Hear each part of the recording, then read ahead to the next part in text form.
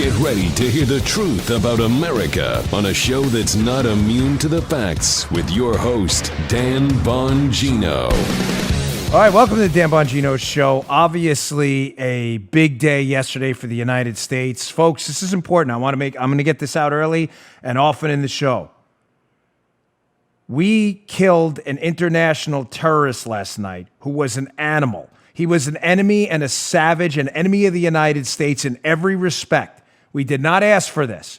I want to get to that. I've got a lot more. I've got some news about, sadly, John McCain as well, and maybe his role in the dissemination of the dossier and his staff. Again, I don't try not to ever speak ill of the dead, and that's not my intention, but information coming out about that. Also, just a disturbing story about former FBI Director Andrew McCabe, who now we know more about his role in this whole Clinton email investigation and Spygate. Very disturbing stuff. Again, welcome to the Dan Bongino Show. Producer Joe, how are you today? Fine, sir.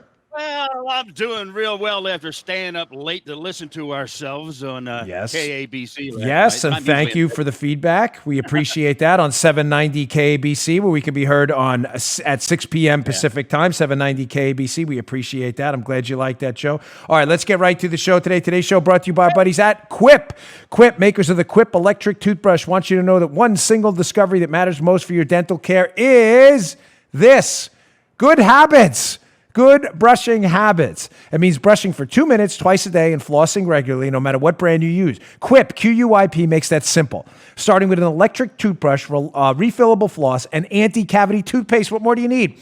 Quip's electric brush has sensitive sonic vibrations with a built-in timer and 30-second pulses to guide a full and even clean. Paula, how much you like your new Quip? There you go. We have a nod in approval, in heavy approval. I have a Quip. She has a Quip. Everybody has a Quip in my house. Here's a Quip. There's a Quip. Everybody has a Quip because it's like a power washing for your mouth. And the Quip floss dispenser comes with pre-marked string to help you use just enough. No waste. Plus, Quip delivers fresh brush heads, floss, and toothpaste refills to your door every 3 months with free shipping, so your routine is always right, tight, and on time. Join over 3 million healthy mouths and get Quip today, starting at an astonishing $25. And if you go to getquip.com/Dan right now, you'll get your first refill pack free. That's your first brush refill free at getquip.com/Dan, spelled G-E-T for get, Q-U-I-P for quip.com/Dan. Getquip.com/Dan. Quip, the good habits company. You'll love this toothbrush, the best one out there. All right, folks, let's go.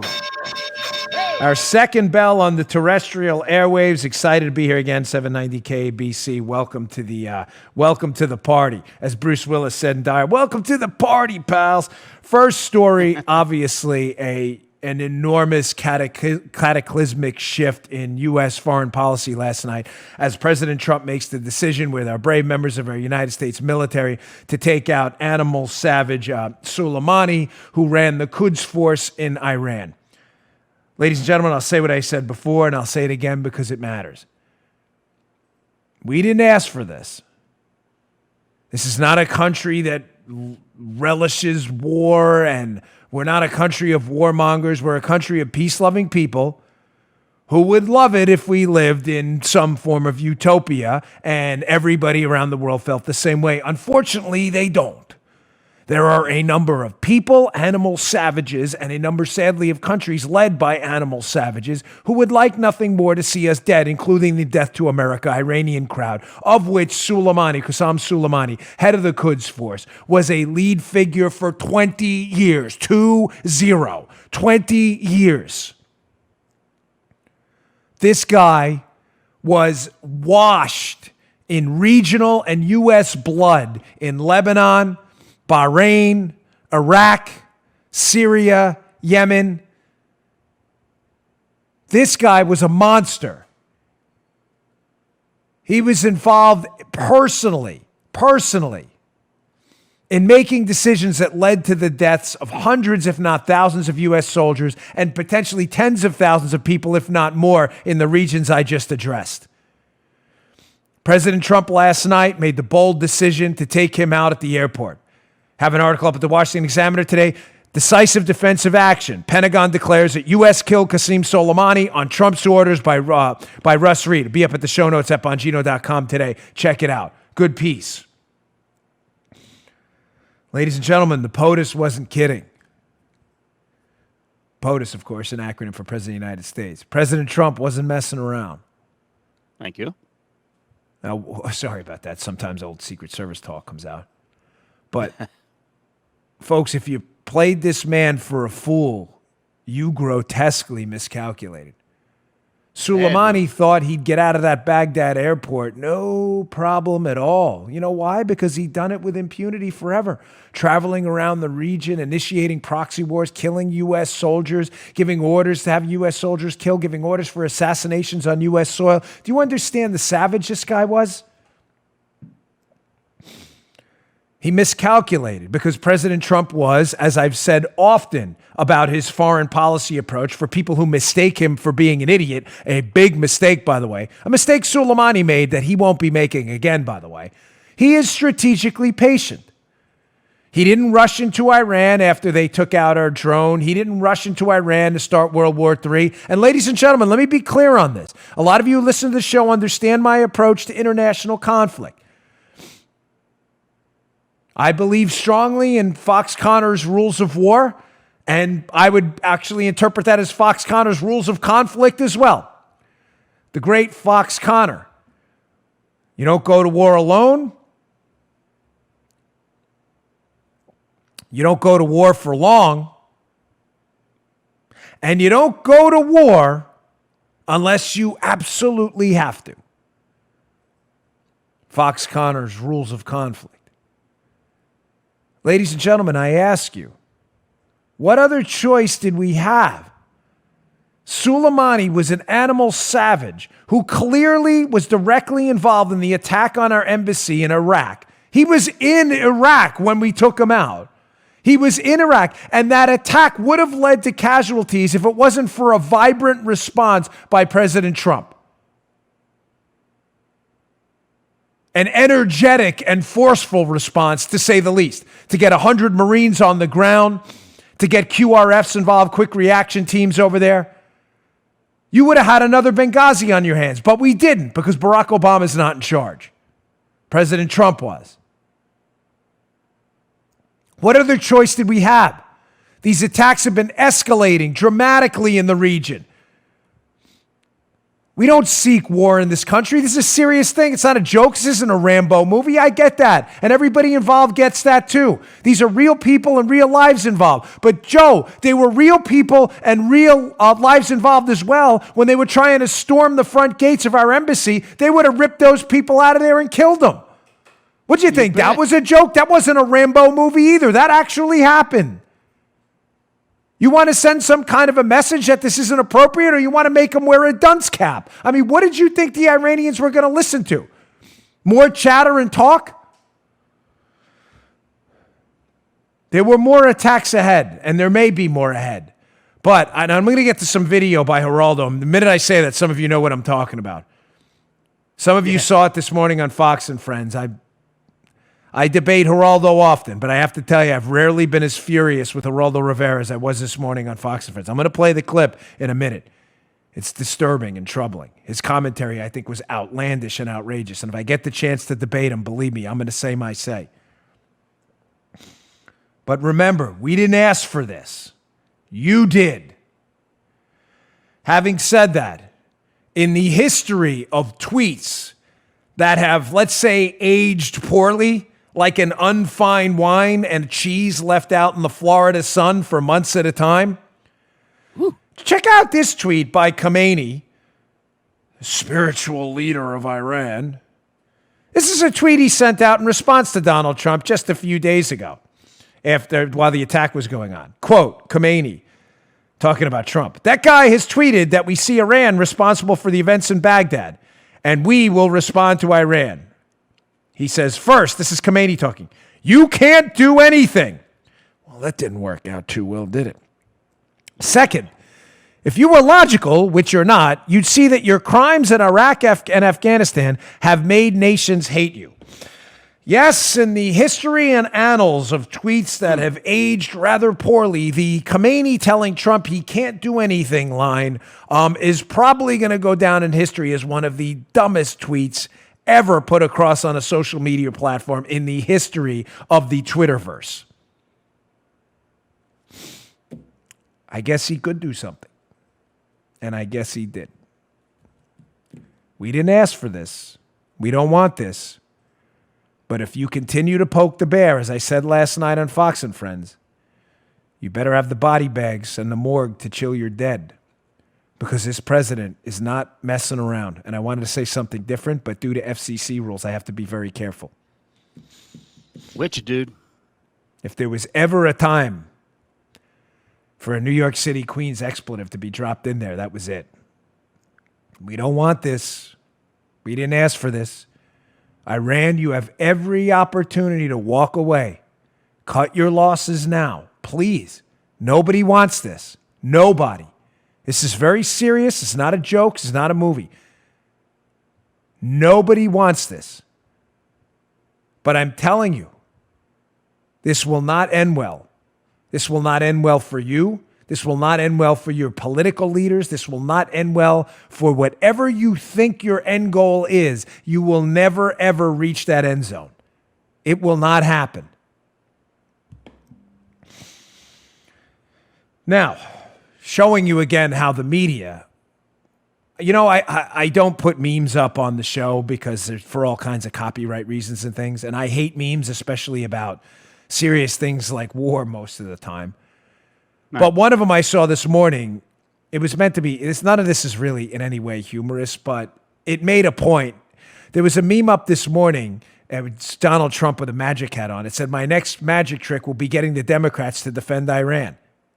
And sure enough, we've seen that sadly emerge along with their buddies, of course, the Democrats in the media. I mean, I just said the same thing twice. Now, remember the Washington Post? I'll get to their tweet in a second. When we killed Baghdadi, another animal savage who Conan the dog was braver than he was and chased him down the tunnel. You remember that a few. I'll get to that headline in a minute. We kill this terrorist, Joe, Soleimani, a known international terrorist bathed in regional blood, again, for 20 years. And the Washington Post sends out this tweet with this absolutely bizarre but so typical of the Washington Post headline. Quote, Washington Post, breaking, airstrike at Baghdad airport kills Iran's most revered military leader? Qasem Soleimani, Iraqi state television reports. What kind of crap is that? It's Washington Post crap, Joe. Dude, revered military leader? You mean the terrorist savage who's been ordering the deaths of innocent people since 1998? You mean that guy? Or probably earlier than that. That's just when he took over the Quds Force. That's right. Yeah. Sorry, dude.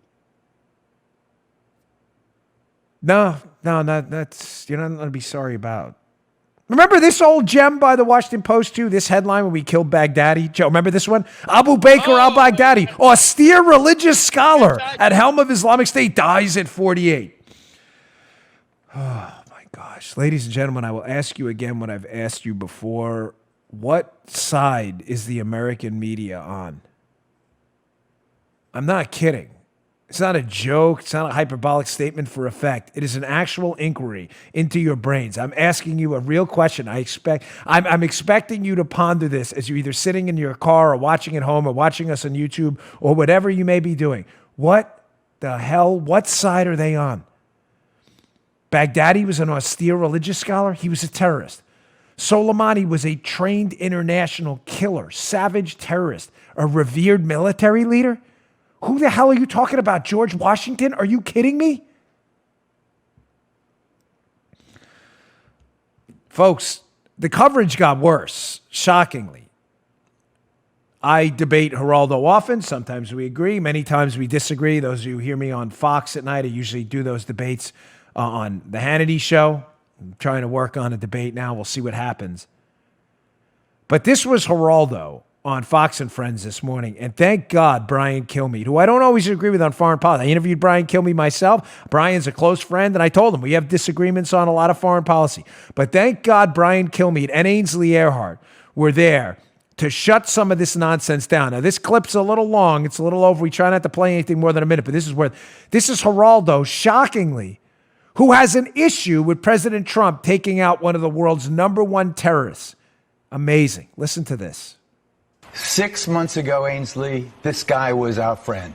6 months ago, he was our friend. We may not have loved him, but he was our ally in the fight against ISIS. Do you remember, everybody, do we remember ISIS? It's like ISIS never existed. ISIS had a caliphate. They were cutting people's heads off. They were burning Americans. We know who ISIS is. Who helped us defeat ISIS? This same guy, Soleimani. These same people, the Iranians. Excuses for Iran. They choose. Damn it, I'm not making excuses, Brian. That's absolute baloney. Let me finish. Can I get a sentence out? You say that they are suffering under sanctions, they're withering under sanctions. They still choose to take that money and spend it on Islamic Jihad, Hamas, and Hezbollah, not their people. To the point where those people rose up when they rose up gas prices and food prices, and they've been protesting in their streets when their gas prices went up because they know their government's wasting money on other terrorist activities. We're forcing their gas prices to come up with crushing sanctions because we pulled out of a deal that we had agreed to. We agreed to a deal. We pulled out of it. We didn't pass it through our Senate and Congress because he couldn't. He didn't get Senator Schumer's vote on that or Ben Cardin's vote on that. We're supposed to digest that. Your arrogance is exactly what's wrong with the region. My arrogance, not agreeing with you is arrogant? You think not agreeing with you is arrogant? You're not a frontline fighter that has to go back into Iraq. Again, you want Americans back in Iraq? Who just got killed because you want Americans back in Iraq? Right. We have 5,400 there. You want them to be victims? I was there when they were getting killed, Brian. I was there when they were getting killed 5, 6, 7 a day. What does that mean? Is that what we want again? They were responsible for killing Americans. They supported the whole insurgency. Why did we kill? They supported the whole insurgency. That's okay? This is a fraught decision. I don't even know what that was. Is he crazy? And to be fair, I'll confront him directly. Matter of fact, Paula had a great idea. We should try to get him on the podcast for an interview. But that is one of the most frightening pieces of audio video I have ever heard. Are you kidding me? Soleimani and the Iranians were our friends because in their efforts to keep Assad in power in Syria, they did some things which may have aligned at some point, some focus point in time with a different U.S. interest. Do you think the Iranians were our friends and were doing that for us? Are you nuts? The Iranians' number one goal has been and always will be and has been consistent since the fall of the Shah is death to America. They don't do anything because they're our friends. I mean, that was one of the most bizarre statements I have ever heard on television. And thank God Brian Kilmeade called him out on our friends. Understand this, folks. Everything the Iranians do, and Stanley McChrystal has a really excellent piece out. It's a little old. I saw it yesterday on Twitter. It's an older piece about Soleimani, but a good one nonetheless, where he describes how the difference in the United States is we have elections. We're not a despotic tyranny. Foreign policy, Joe, changes. It changes sometimes every 4 years, sometimes every 8, with different presidents. Yeah. That's the way constitutional republics and democracies work. He says that's not the way it works in Iran. They have been shockingly consistent since the fall of the Shah. And their consistent goal, Joe, has been death to America. Death to America. Do you not know this? Did you miss this? Everything they do, they don't do to align with our values. They do to destroy the United States and Israel while they're at it. And anyone who gets in their way. Because, with someone, it's like saying, I own a bank, a guy robs it, and because before he robbed the bank, he filled up his getaway car at a local gas station I support, that because we both support the gas station, that our goals were aligned. He robbed the bank. The fact that at some point they fought against people who are also our enemies doesn't mean they're our friends. That's not realpolitik, that's stupid politik. Oh my gosh. All right, moving on. I've spent a little more time on that than I planned, but of course, a cataclysmic shift in the treatment of these people now by a president who finally has the cojones to stand up. All right, I want to get to John McCain in a minute. Some, again, interesting news coming out as the IG report comes out, but something I've discussed in my 2 books, Spygate and Exonerated Often, that's always troubled me, which has been the Republican Party's role in the takedown of Donald Trump. All right, today's show also brought to you by our buddies at Genucel. Genucel, we love Genucel in this house. Go to Genucel.com, enter Dan30 at checkout for this special deal. What is Genucel? Well, Genucel is this it's a fantastic, someone said to me yesterday, well, Dan, you look young. Well, thanks to Genucel. We love Genucel. My wife looks even younger. Ladies and gentlemen, the New Year's inventory clearance sale from Chamonix is here for Genucel. If you missed out on Genucel's outrageous Christmas sale, today's your lucky day. Imagine the double chin and turkey neck. Yes, Joe hit the turkey neck. Gone with the famous Genucel breakthrough jawline treatment with MDL technology. Right now, get the classic Genucel for eye bags and puffiness absolutely free. Plus, Genucel's immediate effects I use before I go on TV for results in 12 hours. Got a hot date? Genucel's immediate effects for you. Got a party to go to? Immediate effects. Look 10, 15, even 20 years younger right before your eyes. Guaranteed a 100% of your money back. But your order today is even more special. Chamonix partnered with Women Rising to give the same exact package you get to a woman seeking support and assistance from domestic violence. Go to Genucel.com and enter Dan30 at checkout. Your order today includes Genucel XV anti-wrinkle treatment and will be upgraded to priority shipping for free. Order now and get a surprise gift just for ordering today.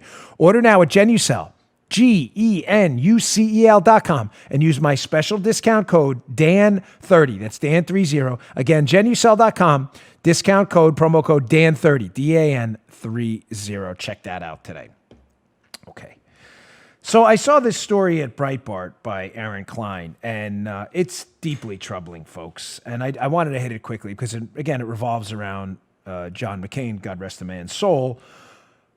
But Republicans, I want to be clear in this, were involved in the takedown of Donald Trump too. Obviously not all of them, but a select group of people who hated Donald Trump, and us ignoring that does us no favors. Now, the fact that Democrats, here's the title of the article, by the way, at Breitbart. Again, it'll be up at the show notes. If you want us to email you the show notes every day for the best articles in the business, just go to Bongino.com/newsletter. Subscribe to our newsletter. I'll email you these articles. They're always up at BonginoReport.com as well, our alternative to the Drudge Report. The title of the article is UK spy Christopher Steele claims John McCain aide leaked the P dossier to BuzzFeed. Now, folks, the fact that the Democrats use this as a talking point, which they do often, well, Republicans had a role in the funding of the dossier, which is false. That is not true.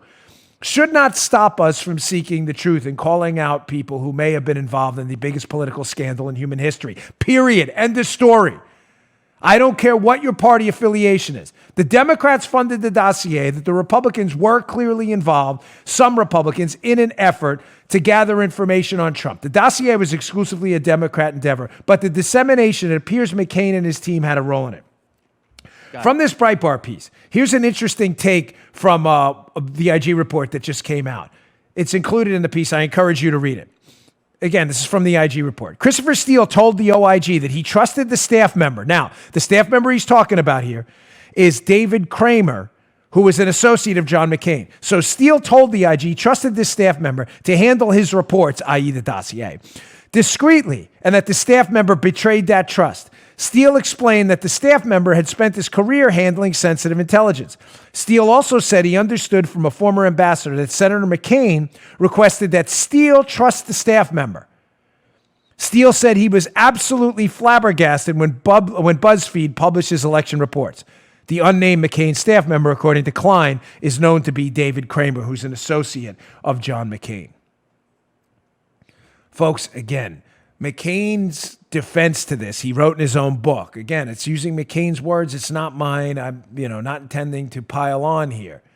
McCain's own words were, the gist of it were, I would do it again if I had to do this. And Kramer's defense and others has always been, well, we just wanted the dossier information investigated. Ladies and gentlemen, I'm going to ask you a simple question. If they just wanted the information investigated, then why not just give it to the FBI and walk away? Is it not a fair question, Joe, to ask if you just want it investigated, why the hell did you give it to the press too? Absolutely. Absolutely. Listen, again, I know this disturbs some people, but folks, the truth is going to come out one day. And if this is in fact true, and again, it's Christopher Steele's word, who I don't trust as far as I could throw.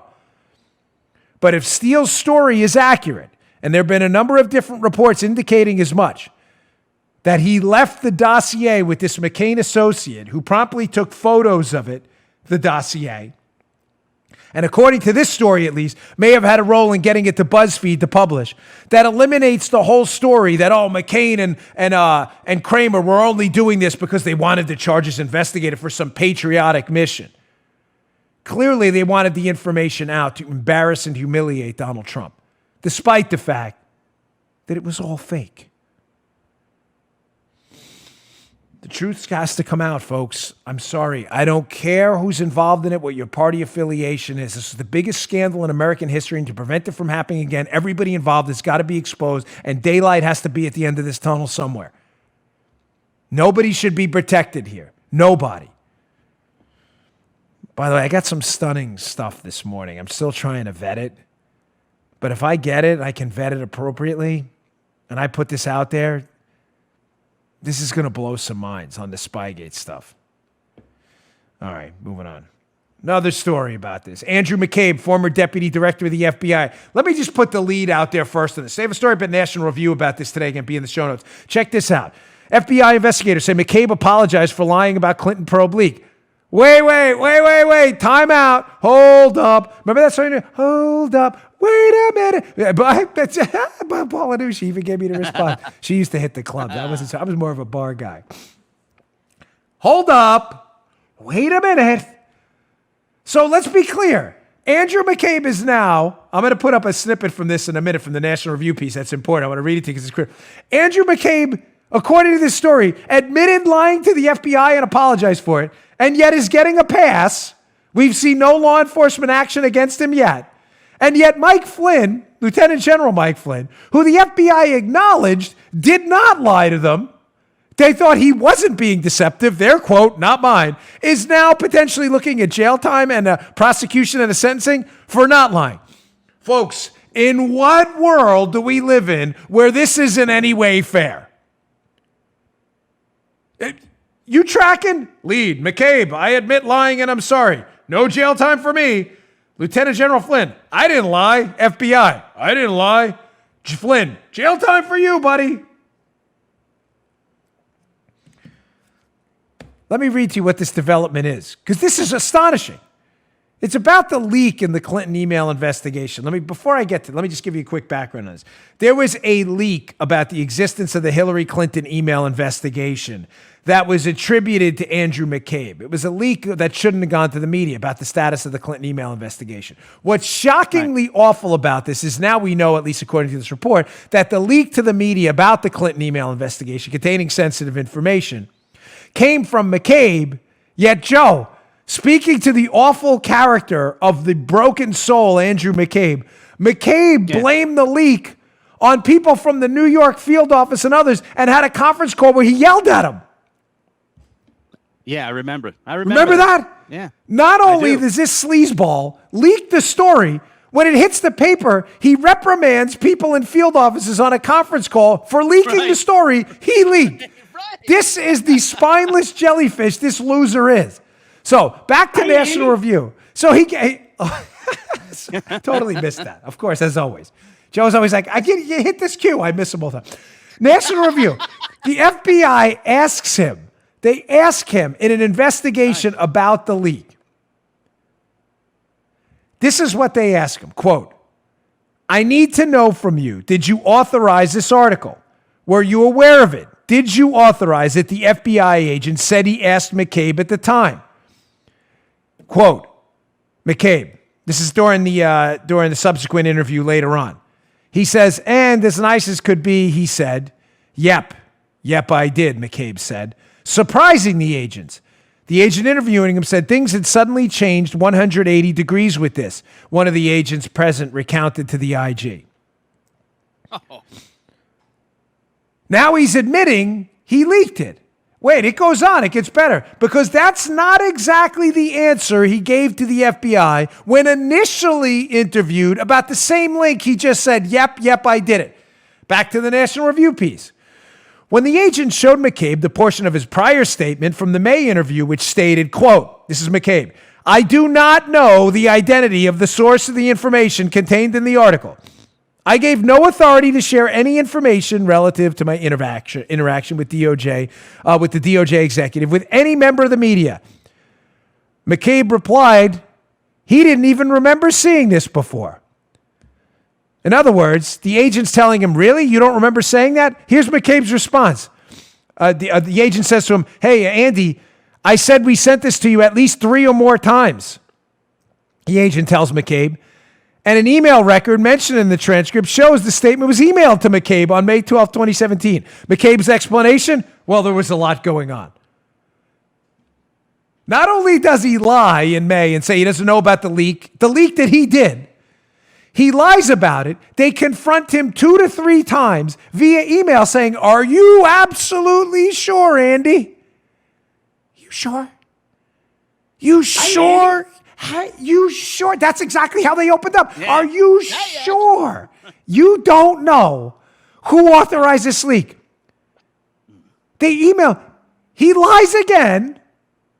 Doesn't say it. Lies by omission at this point after lying initially.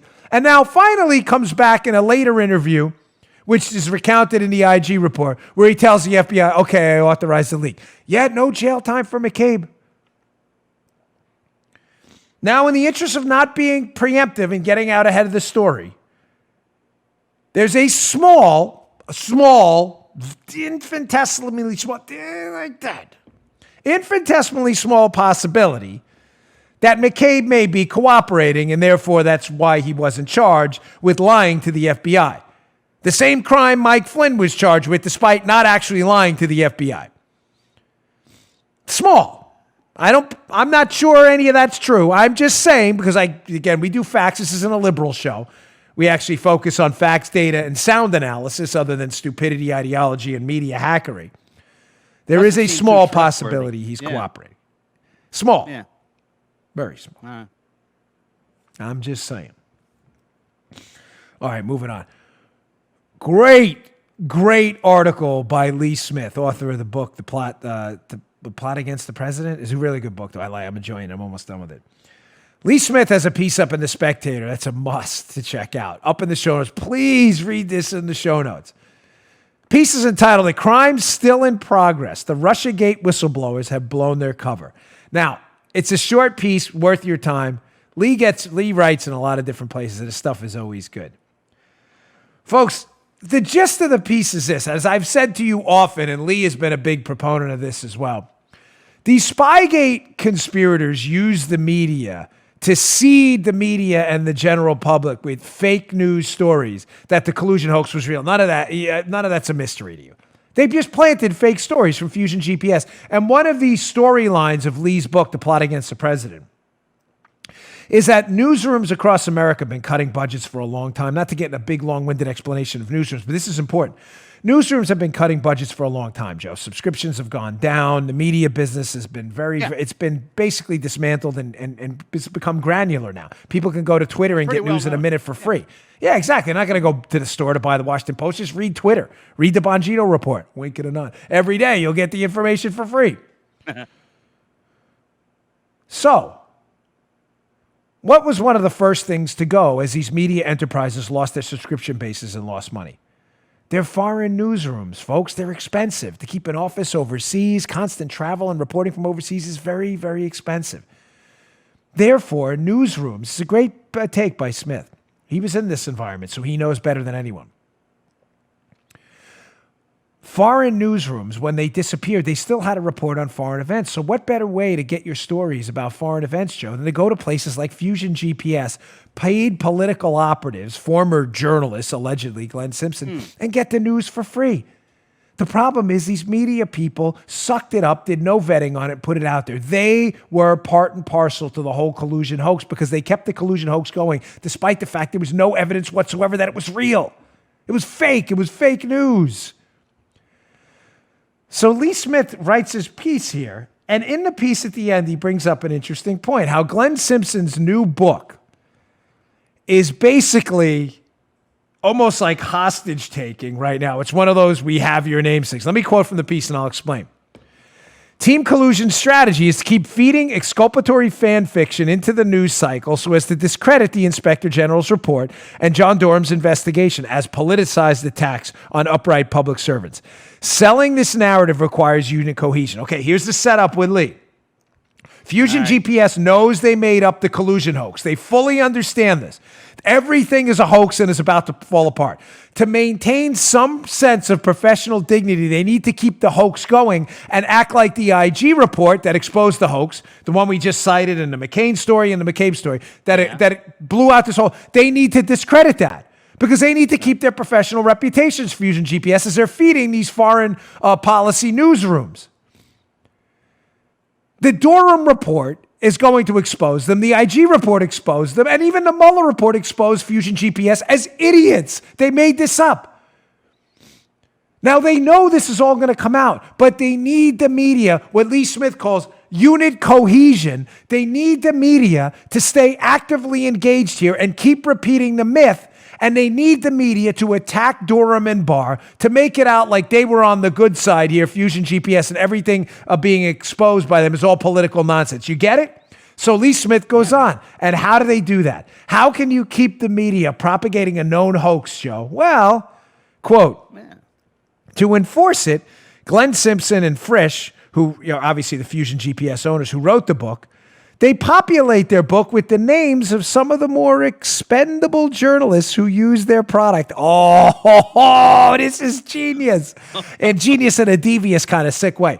The identities of the dozens of other Fusion GPS delivery mechanisms at many major media brands like NBC, Politico, CNN, The Washington Post, and The Times will continue to be protected so long as they don't break ranks.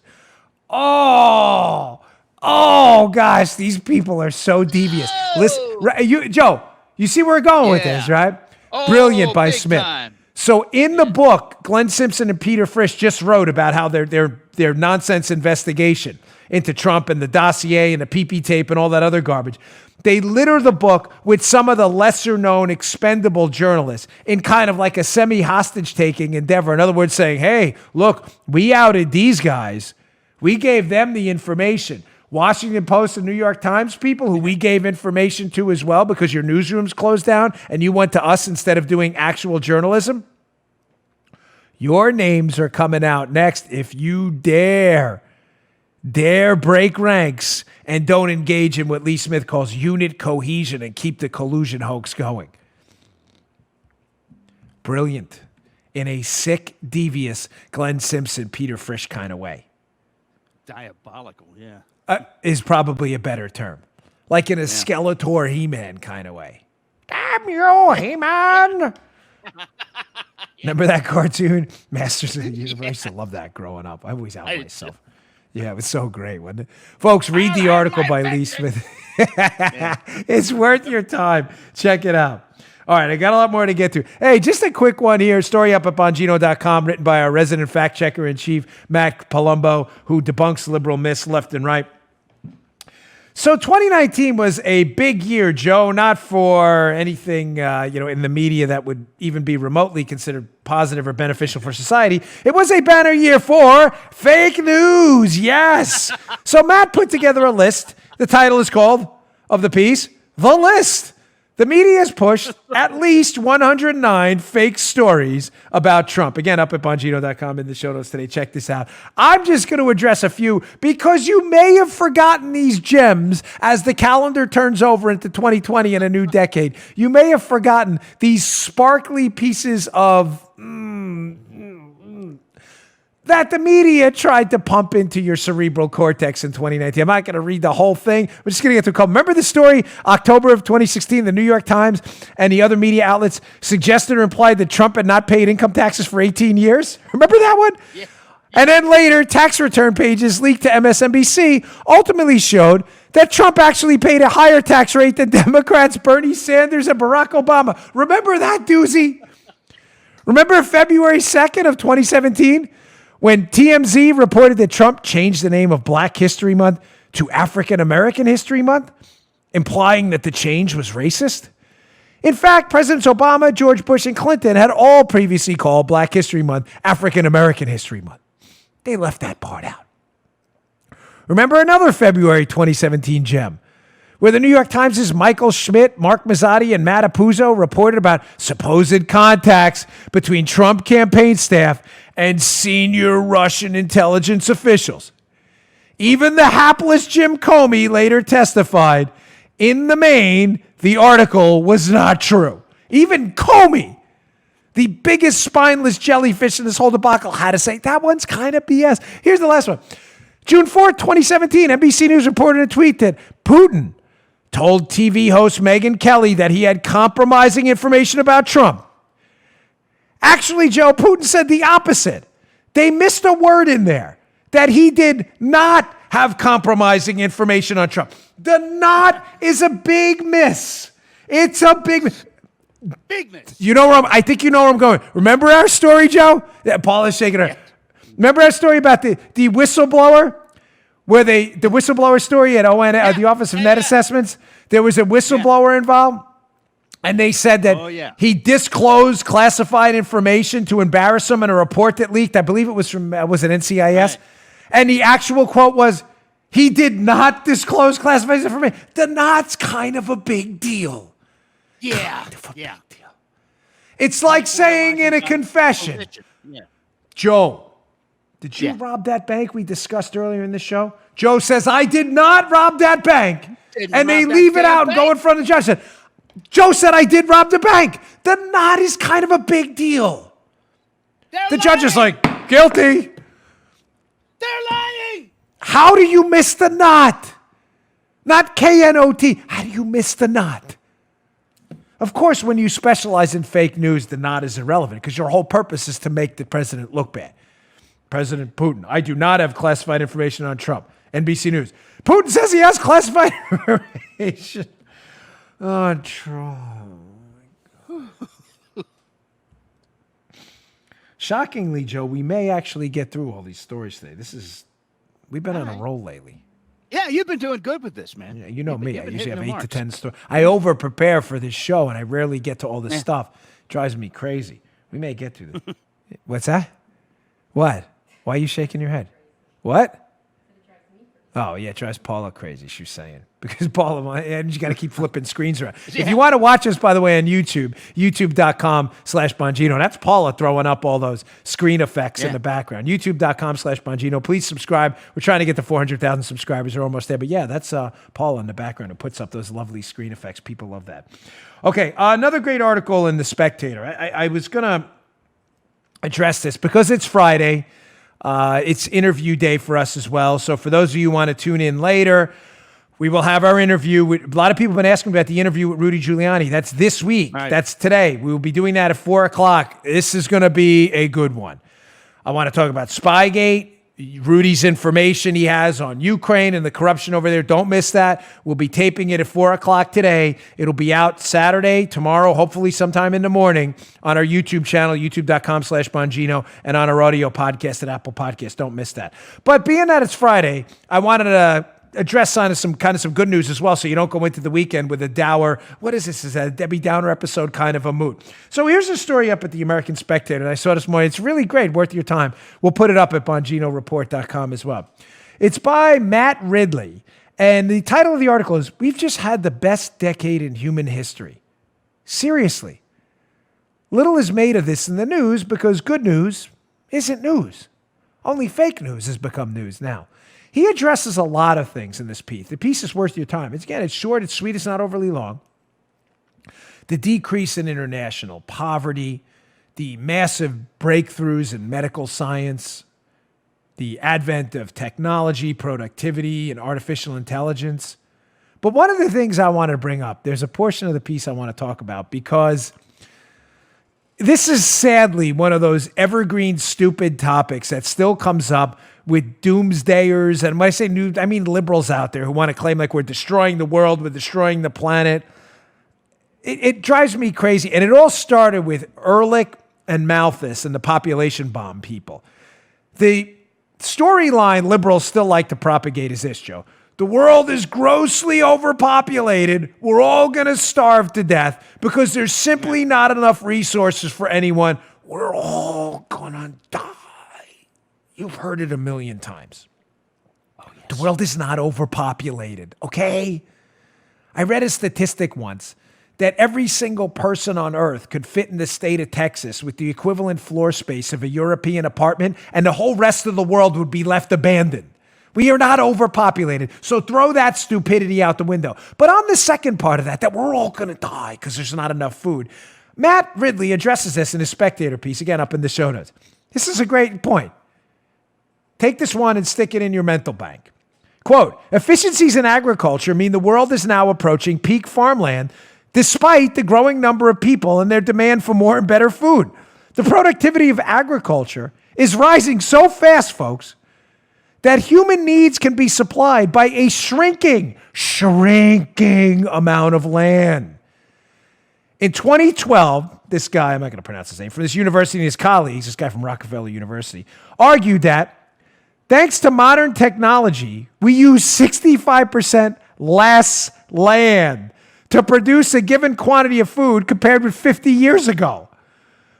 By 2050, it's estimated that an area the size of India will have been released from the plow and the cow. It goes on. Land sparing is the reason forests are expanding, especially in rich countries. In 2016, this researcher at Ozabel, I may have said his name wrong, worked out that no reasonably wealthy country had a falling stock of forest in terms of both tree density and acreage. Large animals are returning to it, abundant in rich countries. Populations of wolves, deer, beaver, lynx, seals, sea eagles, and bald eagles are all increasing, and now even tiger numbers are slowly climbing back.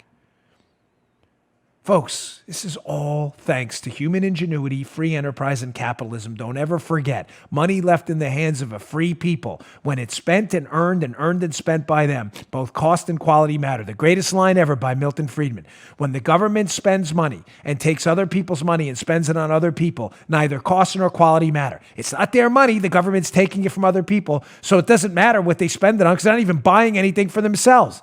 Cost doesn't matter with the products they're buying. They're not buying anything for themselves. They're buying it for other people. Quality doesn't matter because it's not their product either. When you spend your own money, the cost of what you buy matters and the quality of what you're buying matters too because it's your product.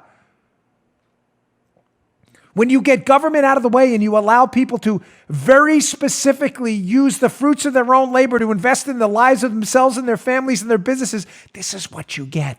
65% less farmland despite a growing population.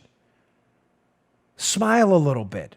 We live in the most prosperous decade we have seen in human history. Not everything is dour bad news all the time, despite the liberal doomsdayers. We're all going to die, climate change, overpopulation, our species are being eradicated at a record rate. Yeah, really? You have no data to back that up. You have a bunch of dopey talking points, is what you have. All right. Now, sorry to leave you with a little bit of the bad news. That's the good news. That's the good news portion of the show. On the bad news front of the show, a story I've been covering rather intensely here. Washington Examiner has this. I'm actually glad I brought this up because, folks, your antenna need to go up on this. This is very serious. I've been talking to you often about what's going on in Virginia. Remember the liberal governor of Virginia, the guy who either appeared in the blackface or the Ku Klux Klan hat? We don't know which one, equally disturbing either way. Yeah, Ralph Northam. Well, he's calling for an 18-person gun ban task force. This is a real story. Washington Examiner by the great Paul Bedard, friend of mine who I love. Be up in the show notes again today. Please check it out. Folks, Virginia is becoming ground zero for the battle for self-protection, freedom, and the Second Amendment, because that's what it is. This new liberal governor, well, not new, but this liberal governor, in conjunction with the electoral-based changes in Virginia, which is going blue quickly, sadly, because a lot of portions of Virginia are heavily conservative, has decided to go full anti-Second Amendment. There's talk of gun bans, gun confiscation. People think this is a joke. Now, in a response to that, a lot of liberty-loving Virginians and their local law enforcement have said, double-barrel middle finger, we're not exactly going to go and confiscate people's guns. As a matter of fact, Joe, we are going to declare, 80 plus of our counties in Virginia, Second Amendment sanctuaries, meaning you'll actually have the right to defend yourself here, which of course has really ticked off the liberals in Virginia who would love nothing more than to confiscate the guns of patriotic, freedom-loving American citizens. So in response to that, there have actually been legislators in Virginia calling for the use of the National Guard. Ladies and gentlemen, do you realize what a catastrophe this would be? goodness. Oh, goodness is right. As I've said before, it's not in the way you think. Listen, this is not going to... I'm not suggesting that there's going to be shootouts at people's front door. Some of you misinterpreted that when I brought up last time. Ladies and gentlemen, I'm suggesting to you that the National Guard, folks, their role is not to be rank and file law enforcement officers. It's not what the National Guard does. You're going to go house to house. Do you understand the cases of mistaken identity you can have and the danger you're putting people in? What are you going to do? Start knocking down people's front doors? So now in response to that, the governor's proposing this task force. It's an 18-member, $4.5 million funded gun ban task force, supposedly composed of law enforcement officers. Again, ladies and gentlemen, what's their job? Folks, as I've told you before, they are creating a very dangerous situation. There is absolutely no need to put law enforcement officers or National Guardsmen on the front line of a fight that doesn't exist. You have law-abiding, patriotic firearm owners who have done nothing wrong, simply own their weapons for whatever it may be, for hunting, for sport, for self-defense. That's their choice. I don't question them. They have the right to defend themselves. It's a free country. And you're going to insert on a front line of a fictitious fight to start, what are you trying to do? Start some kind of conflict here? Folks, the Second Amendment matters. It has always mattered. And the fact that these guys in Virginia and these women over there, these liberals in Virginia, don't get it. I want to say one last time, I said in a piece the other day, and I'll say it again. I know Virginia well. So does Joe. I lived up in that area in Maryland, and folks, they are not asking. Virginians are not asking for their big R God-given rights to defend themselves. I don't know what you're not getting in the Capitol there in Virginia. What part of this are you missing? They are not asking. This consent to the governed thing seems to have escaped Ralph Northam and the liberals in the Virginia Senate and House. They are not asking. You are starting a fight you don't want to start that is entirely unnecessary. These people have done nothing wrong. They are not asking for their Second Amendment rights. Those are theirs, not yours. Folks, this is going to be... Virginia's the story's growing bigger by the day. I'm going to stay on top of this. A lot of people have been emailing me about it, the Virginia story. I get it. I'm reading your emails. I promise you I'm going to stay on top of it. I just can't talk about it every day, only because there's so much else going on between Spygate, the impeachment fiasco, then now the killing of Soleimani. There's just the news cycle is so fast. So forgive me, but I will be on top of it. Don't you worry at all. All right, folks, thanks a lot for tuning in. I really appreciate it. Please don't miss my interview. It's going to be a good one. With former mayor of New York, Rudy Giuliani. Again, we will put it out on our YouTube channel tomorrow, Saturday, youtube.com/Bongino. Also available on our audio podcast show, available on Apple Podcasts, Google Podcasts, iHeart, and elsewhere. And thanks again to 790 KBC. If you're listening now on the air, it's really good to join you on your radio for the first time. This was show number 2. We'll be on at 6 p.m. Pacific time out there. We really appreciate your support of the show. Have a great weekend, folks. Don't forget the Giuliani interview. I'll see you all on Monday. Good day, sir. Hey, thanks for tuning in. Today's show was brought to you by my buddies at Brickhouse Nutrition. They make some of the finest nutrition supplements on the market. My personal favorite is Foundation. Now, you don't hear anything shaking in there. Why? Because the bottle is empty, because I use it. I love this product. Check it out. Foundation. It is a creatine ATP blend. Does 3 things. Look better, feel better, perform better. Go give it a shot. Go to brickhousenutrition.com/Dan. Try out this creatine ATP blend and take the mirror test. If you don't believe me, take the mirror test. Before you try Foundation, right? Go check it out. Give it about 7 days to work. Take a little mental snapshot of yourself in the mirror. Look at yourself after 7 days. You're going to love this product. Go check it out. brickhousenutrition.com/Dan. Check out Foundation today. Can't recommend it highly enough. Bottle's empty. Miles, the owner of the company, send me some more. Thanks for tuning in, folks. See you all later. You just heard The Dan Bongino Show. You can also get Dan's podcasts on iTunes or SoundCloud. And follow Dan on Twitter 24/7 @DBongino.